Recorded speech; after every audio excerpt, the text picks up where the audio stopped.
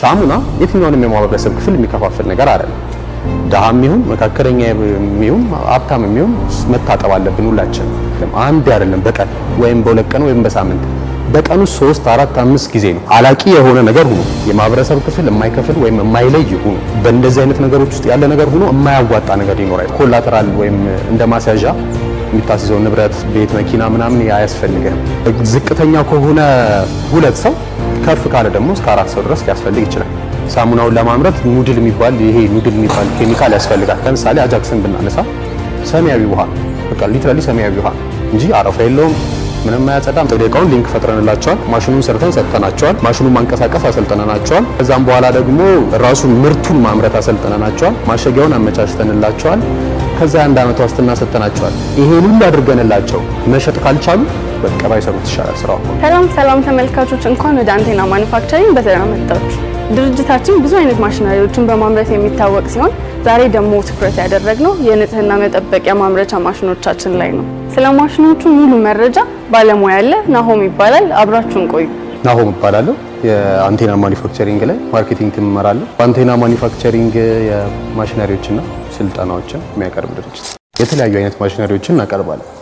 ማለትም ዘርፎች በየዘርፎቹ አግሪካልቸርም ላይ ሊሆን ይችላል፣ ኢንዱስትሪም ላይ፣ ኮንስትራክሽንም ላይ የትኞቹም የምንላቸው በየዘርፎቹ የተለያዩ አይነት ማሽነሪዎች አሉ። እነዛ ማሽነሪዎችን እናቀርባለን። ለምናቀርባቸው ማሽነሪዎች ደግሞ ስልጠናዎችን፣ ጥሬ ዕቃ ማቅረቦችን፣ ማሸጊያ ማመቻቸቶችን፣ ማንኛውም አይነት ነገሮችን ለምናቀርባቸው ማሽነሪዎች ፕሮቫይድ እናደርጋለን። አዎ ማለት አሁን ምን ያህል ማሽነሪዎችን አውጥታችኋል የሚለው ትንሽ ከበድ የሚል ጥያቄ ነው። ማለት ብዙ ነው። አንድ 7-8 ዓመት አካባቢ ቆይተናል በዚህ ዘርፍ ላይ። በእነዚህ ጊዜያቶች ውስጥ ብዙ ማሽነሪዎች ወጥተዋል። አሁን ለቁጥሩ አስቸጋሪ የሚያደርጋቸው ዋነኛ ምክንያት ደግሞ ምንድነው? አሁን እኛ ማስተር እንደነገርኩ ቅድም በተለያዩ ዘርፎች ላይ ማሽነሪዎች አሉ። ነገር ግን እኛ ማስተር ያደረግነው ወይም ትኩረታችንን ሰጥተን የምንሰራበት ወይም ደግሞ አፕዴቶች ቶሎ የምናደርገው ዲተርጀንት ላይ ያሉ ማሽነሪዎች ላይ ነው። በዲተርጀንት ላይ ባሉ ማሽነሪዎች በጣም ብዙ ማሽነሪዎች ወጥተዋል። አሁን 3 ወርክሾፖች አለን ለጊዜው አዲስ አበባ ላይ ወደ ኮያ አካባቢ፣ ወደዚህ ወደ ላፍቶም አካባቢና ወደ አየር ጤና አካባቢ አሉ። አሁን ያለንበት ሾሩማችን ያለቁ ማሽነሪዎችን ቴስት የምናደርግበት፣ ልጆች በደንበኞቻችንን የምናሰለጥንበት፣ የኛንም አንዳንድ አዳዲስ ከዩኒቨርሲቲዎች የሚወጡ አዳዲስ ኢንጂነሮቻችንን እዚህ እናሰለጥንበት ያለንበት ቦታ ይሄኛው እንደ ሾሩም ነው። ግን ወርክሾፓችን ዳይሬክት ማሽነሪዎችን የምንሰራባቸው ቦታዎች እነዚህ ቅድም የጠቀስኩት 3 ቦታዎች ላይ ናቸው። አሁን ይሄኛው ሚክሰር ነው። ለምሳሌ ይሄ የደረቅ ሳሙና ወይም ደግሞ የጠጠር ሳሙና ስንል የገላ ሳሙናን፣ የልብስ ሳሙናን እና አጃክስን እናካትታለን ማለት ነው። እኛው የምትመለከተው ሚክሰር ዳይሬክት የተሰራበት ማቴሪያል በማይልድ ስቲል ነው። ግን በማይልድ ስቲል ብቻ ነው የሚሰራው ማለት አይደለም። እንደ ደንበኞች ፍላጎት ነው። በስቴንለስ ስቲል እንዲሰሩ ከፈለጉ በስቴንለስ ስቲል እንዲሰራ መደረግ ይቻላል። እነዚህም ደግሞ የብረት ቲክነሶቻቸው የሚታወቁ ናቸው። ያው የደንበኞቻችንም ያውቁታል ብዬ አስባለሁ። ምክንያቱም ወደዚህ ዘርፍ የሚመጡ ሰዎች የተወሰነ ትንሽዬም ቢሆን የተወሰነች እውቀት ትኖራቸዋለችና እነዚህ ብረቶች የተሰሩበትንም ማቴሪያል ለማወቅ ብዙም አይቸግራቸውም ብዬ አስባለሁ። እዚህ ጋር የምትመለከተው ማሽን ደግሞ የደብል ኤክስትሩደር የሚባል ማሽን ነው። ደብል ኤክስትሩደር የምንለው ማሽን ደብል ኤክስትሩደር የተባለበት ሁለቱን ማሽኖችን አንድ ላይ አዋቅሮ ስለያዘ ነው። ያ ማለት ምን ማለት ነው?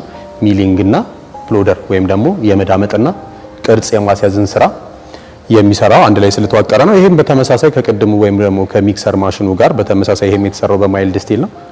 ወይም ደግሞ በማይልድ ስቲል ስንል ኖርማል ብረት ማለታችን ነው። ወይም የተለመደው በርና ሌሎች ነገሮች የሚበየዱበት ብረት ማለት ነው። ይሄም በተመሳሳይ ዋጋ ላይ ለውጥ እንዲያመጣ ተደርጎ ወይም ደግሞ ቀነስ እንዲልና አፎርደብል እንዲሆን ተደርጎ ነው የተሰራው። ከዛን ውጪ የምትመለከታቸው ጊርቦክሶችን ይጠቀማል፣ ዲናሞዎችን ይጠቀማል፣ ሌሎችም ነገሮች አሉ። ስለዚህ ከፍተኛ የሆነ ክብደት ሊኖር ስለሚችል እነዛን ከፍተኛ የሆኑ ክብደቶች መቋቋም እንዲችል ተደርገው ወይም ደግሞ እነዛን መቋቋም በሚችሉ የብረት ታይፖች ነው የተሰራው። ከሀገር ውስጥና ከውጪ የሚመጡ ነገሮች አሉ ወይ ምናምን ለሚለው አብዛኞቹ ነገሮች ሀገር ውስጥ የሚሰሩ ነገሮች ናቸው። ከዛን ውጪ ምናልባት የሚወጣው ከውጪ ሊመጣ የሚችለው ሞተር ነው፣ ዲናሞ የምንለው በተለምዶ ማለት ነው። ሞር ኮምፕሊኬትድ የማናደርግበት ዋነኛ ምክንያት ለሜንቴናንስ ምቹ እንዲሆን ወይም ደግሞ በቀላሉ መጠገን እንዲችል እና ደግሞ ርቀት ቦታ ከሄዳው ላይ ለምሳሌ እንደ አክሱም ወይ ጅጅጋ ወይ ምናምን የምትላቸው ቦታዎች ላይ ከሄደ ከአዲስ አበባ ትልቅ ርቀት ነው ያለው። እኛ አሁን ለ1 ዓመት ዋስትና እንሰጣቸዋለን። ነገር ግን ርቀት ቦታ ስለሚሄድ ማሽኑ ችግር እንኳን ብልሽት ቢያጋጥም ያው ማሽን ስለሆነ ብልሽት ቢያጋጥመው አዲስ አበባ ለማምጣት በጣም ኮስቲ ስለሚሆንባቸው ባሉበት ቦታ ለማስተካከል ባለሙያ በቀላሉ ማግኘት እንዲችሉ በሚል ቀለል ባሉ ማቴሪያሎች ግን ፈንክሽናቸውን ሳይቀንስ እንዲሰሩ ነው የሚደረገው። ከከተር ጋር የተገናኙ ነገር ላይ ዳይሬክት ነው አሁን ከደብል ኤክስትሩደሩ ጋር ነው የነገርኩ እንጂ ከከተር ጋር የተገናኙ ነገሮች ላይ የምታውቃቸው ሁሉም የሚመጡ ናቸው። ኮምፕረሰሩም ያው ኒውማቲክ ሲስተም ነው፣ በንፋስ ኃይል ነው የሚሰራው። ሰው ሴንሰሩም እነዚህ ኮምፕረሰሩም ከዛም በኋላ ደግሞ እዚች ኮንትሮሊንግ ቦርድ ውስጥ የምንጠቀማቸው ቦርዶችም ጭምር ታይመሮች ምናምን ጌጆች እንዳለ ያው እነዚህ ነገሮች ከውጭ የሚመጡ ናቸው። ግዴታ ከኛ ማሽን መውሰድ ብቻ አይጠበቅባቸውም። ከውጭ ያመጧቸው ማሽነሪዎችም ኑረው እነሱ ጋር ብልሽትና ችግሮች ካጋጠሟቸው ከኛ ጋር አብረው መስራት ይችላሉ። ምን አይነት ዝግጅቶች አሉ? አሁን በካፒታል ከሆነ የመጀመሪያው ነገር የሚሆነው ያው ካፒታል ነው እንደሚታወቀው ወደ አንድ ዘርፍ ላይ ለመግባት ስፔሻሊ ደግሞ ማኑፋክቸሪንግ ላይ ለመግባት። ስለዚህ አሁን በካፒታል ደረጃ ሁለት አይነት ሜትድ አላቸው። አንደኛው ሜትድ ራሳቸው ሀብቱን ማፈላለግ ወይም ደግሞ ቀጥታ ከነሱ የሚፈጠር ሀብት። ሁለተኛው ሜትድ ደግሞ የሚሆነው ክሬዲት ወይም ደግሞ ብድር ሲስተም ነው የሚሆነው። ብድር ሲስተም ሲሆን እንዴት ነው የሚሆነው ከሆነ ምናልባት እነዚህ ከሊዝ ፋይናንሶች አሉ።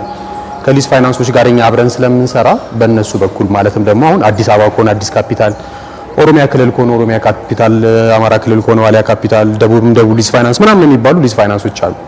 እነዚህ ምንድነው ጥቅማቸው ከነሱ ጋር መስራት የሚለው ነገር ሲመጣ አንደኛ ኮላተራል ወይም እንደ ማስያዣ የምታስይዘው ንብረት ቤት፣ መኪና ምናምን አያስፈልግህም።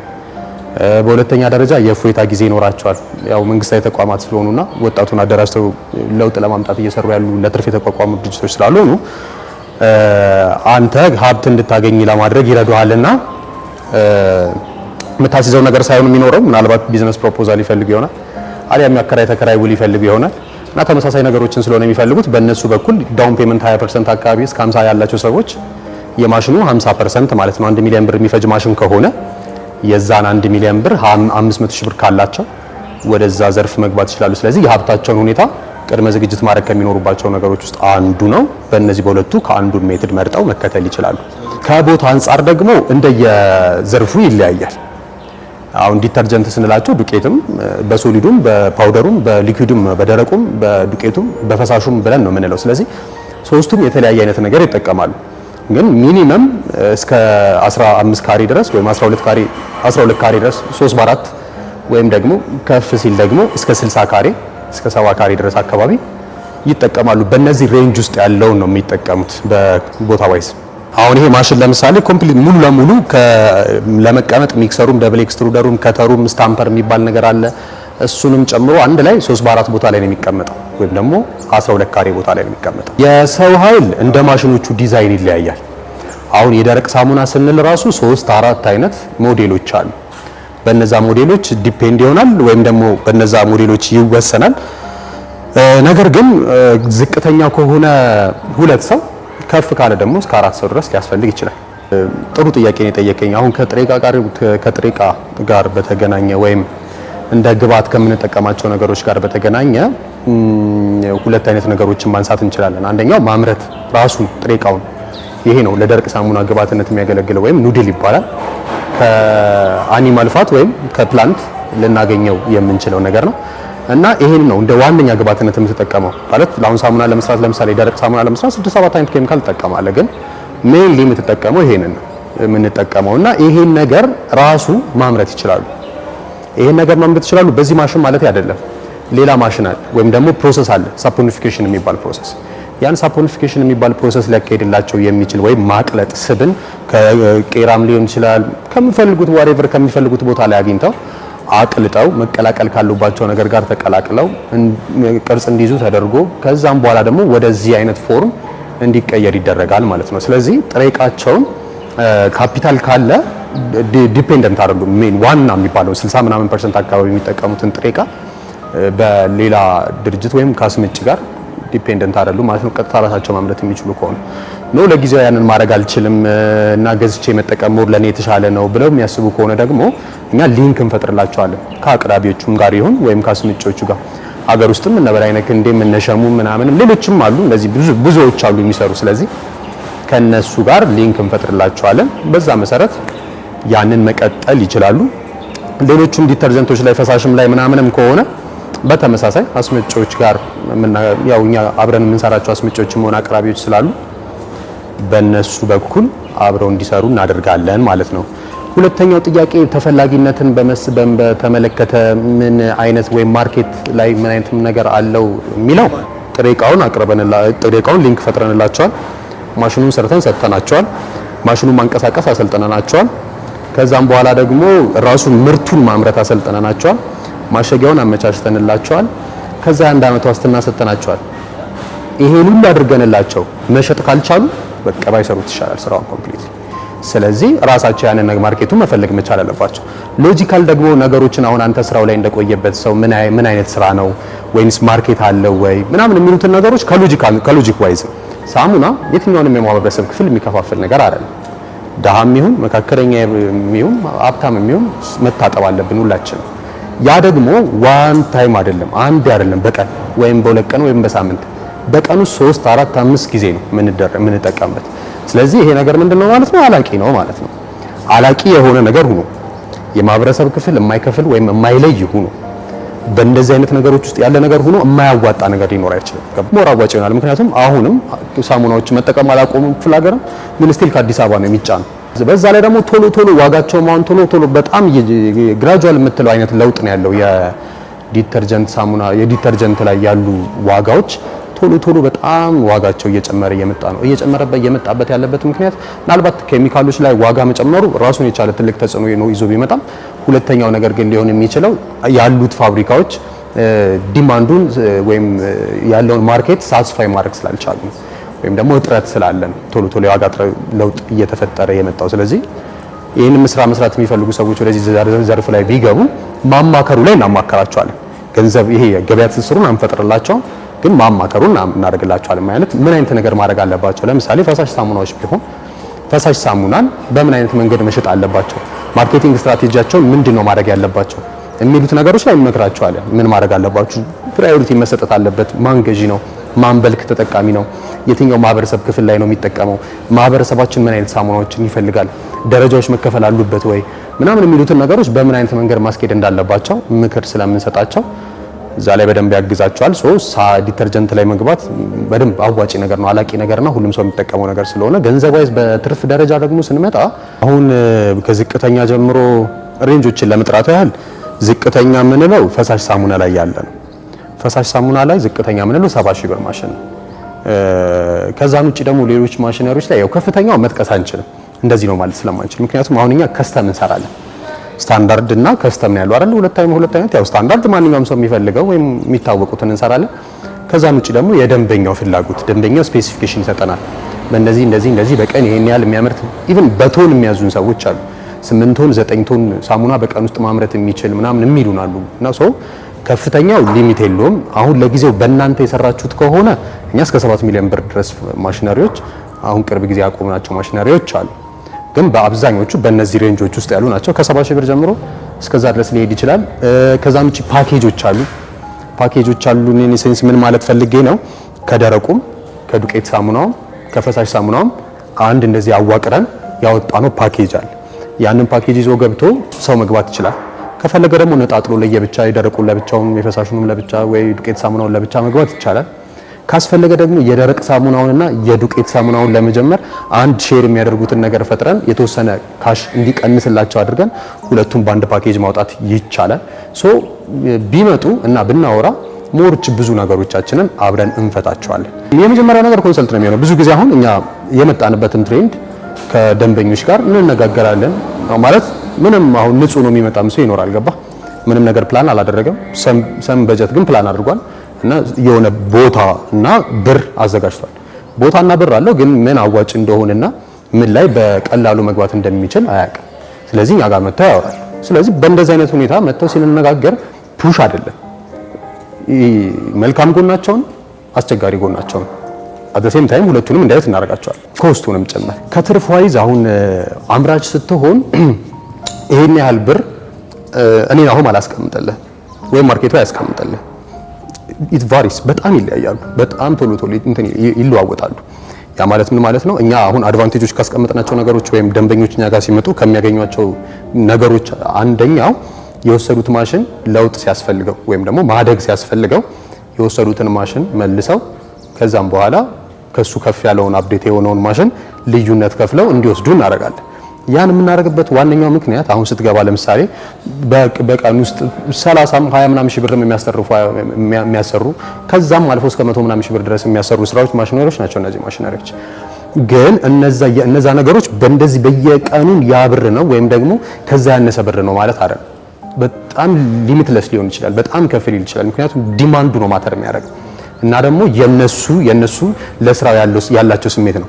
ይሄን ያስረዳ ያለበት ዋነኛ ምክንያት ነው መሰለህ። ለምሳሌ አጃክስን ብናነሳ አጃክስ ጋር አሁን በጣም ብዙ ሰዎች አሁን እናቶቻችን የሚሆኑ ሴቶች አሁን ከአዲስ አበባ ማርኬት ላይ ቢወጣም ብዙ ቦታዎች ላይ ኮምፕሌን የሚያቀርቡበት ነገር ምንድነው? ሰማያዊ ውሃ ነው። በቃ ሊትራሊ ሰማያዊ ውሃ ነው እንጂ አረፋ የለውም፣ ምንም አያጸዳም ምናምን። ያ የሆነበት ምክንያት ትርፍን ለመጨመር ስትፈልግ ኳንቲቲን ትጨምራለህ እንጂ ኳሊቲን አትቀንስም። ብዙ ጊዜ ግን እነሱ ኳንቲቲ ከማብዛት ይልቅ ከኬሚካሎች የተወሰኑ ነገሮችን ይቀናንሱና ትርፋቸውን ለማብዛት ይሞክራሉ። ያ ደግሞ የሆነ ነገር ስለቀነስክበት ፎርሙላውን አዛብተዋል ማለት ነው። ፎርሙላው ደግሞ በኬሚካል ኢንጂነሮች በትክክል ተሰርቶ የመጣ ኬሚካል ፎርሙላ ነው። አንድ ራንደም ሰው ዝም ብሎ የሚቀያየረው ነገር አይደለም። በዛ ምክንያት እነዛ ሰዎች ከማርኬት እንዲወጡ ይሆናል ማለት ነው።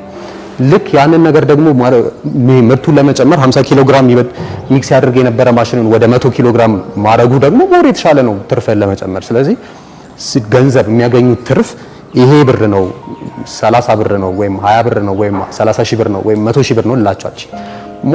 ሞስት ኦፍ ዘ ታይም ከፍ ያለ ሳንቲም ነው የሚሰሩበት፣ ግን ደግሞ እዛ ጋር ይቆማል ለማለት ትፈልጊያለሽ። በደንብ አድርጎ የሚቀጥል ነገር ነው። በደንብ እየሰሩት ከመጡ ኳሊቲ ላይ እያተኮሩ ከመጡ ትርፋቸውን ሚኒማይዝ አድርገውት ተደራሽነታቸውን እያሰፉና ኳሊቲያቸውን እያስተካከሉ በመጡ ቁጥር የትርፍ መጠናቸው በደንብ እያደገ ይመጣል። ለምሳሌ ፈሳሽ ሳሙና ላይ ብናነሳ የ1000 ሊትር አሁንኛ በደንብ ለሰዎች የምንመክረው ወይም እንዲወስዱት የምንነግራቸው 1000 ሊትር በ20 ደቂቃ የሚሰራ ማሽን ነው።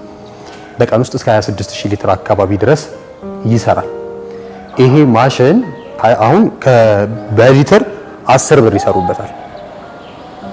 ማሽኑ በቀን ካፓሲቲ 26000 ሊትር መስራት ይችላል። 10000 ሊትር ቢሰሩ ለ10 ብር ማባዛት እኛ አንድ ማሽኑ ራሱን ከማሽኑ በፊት ያው ማማከሩ ይቀድማል። ማማከሩን እናቀርብላቸዋለን።